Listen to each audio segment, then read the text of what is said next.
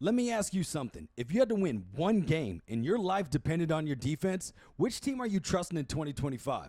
Because in this episode, I've got the top 5 defenses in the NFL, and trust me, this list is going to stir up some debate. So let's get into it.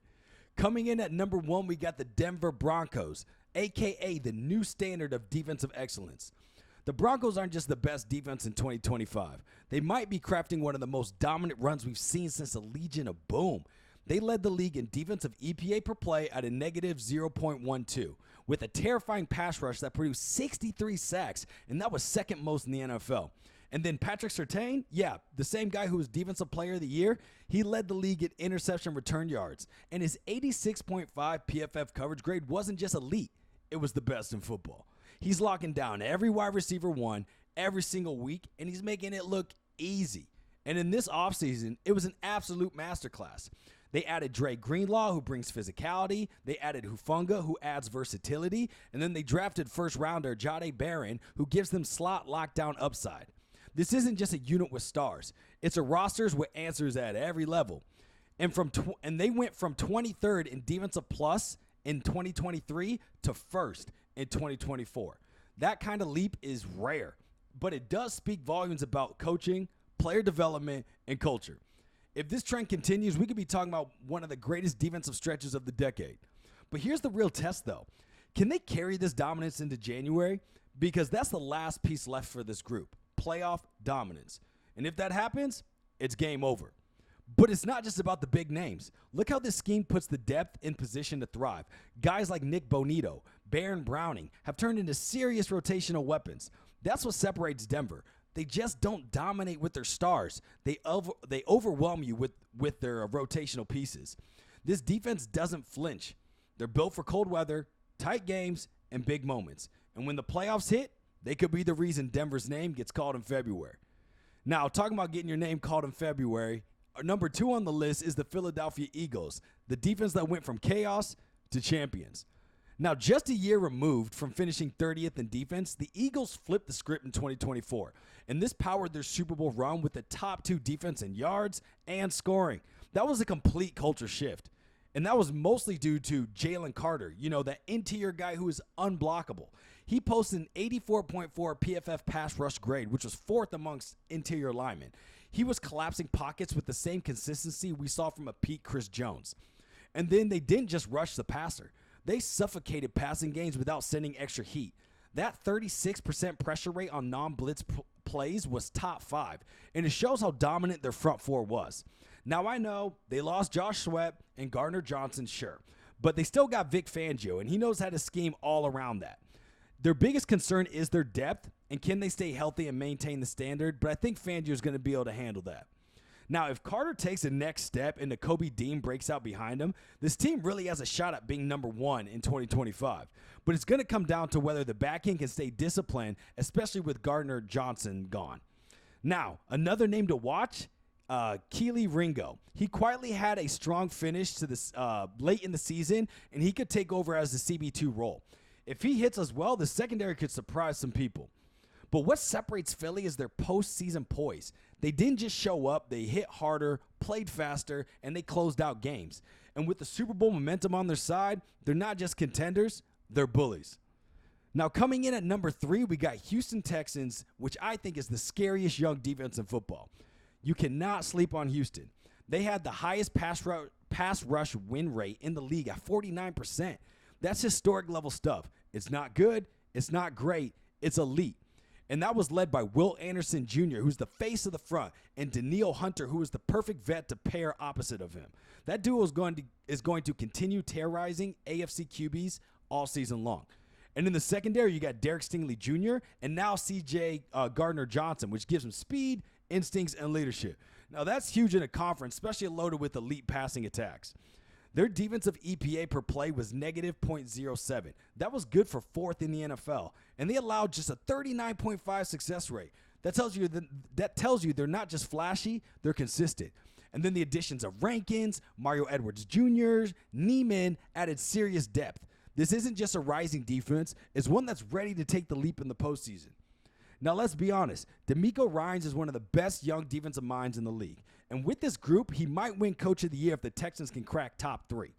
Watch how they adjust to tempo offenses, though, because last year they started slow against quick pass teams. But if they can fix that, there's no hole left to attack.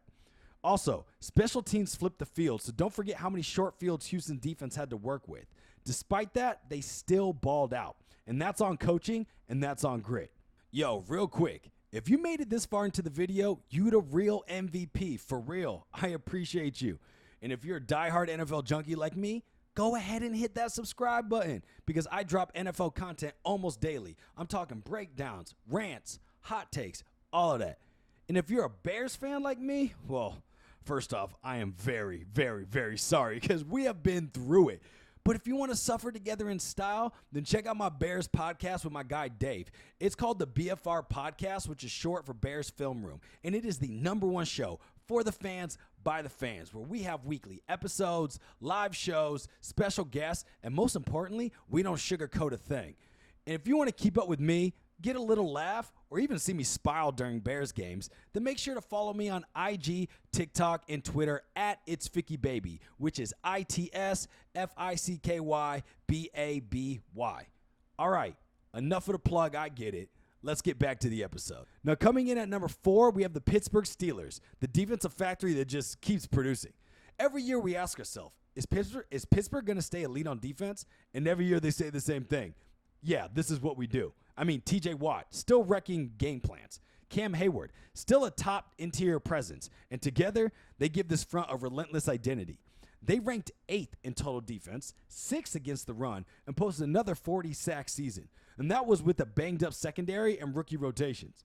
And speaking of rookies, enter Derek Harmon, their first-round pick and Defensive Rookie of the Year frontrunner. He's already drawn comparisons to Quinnen Williams, and if he pops like Williams, it could elevate this front from great to unstoppable.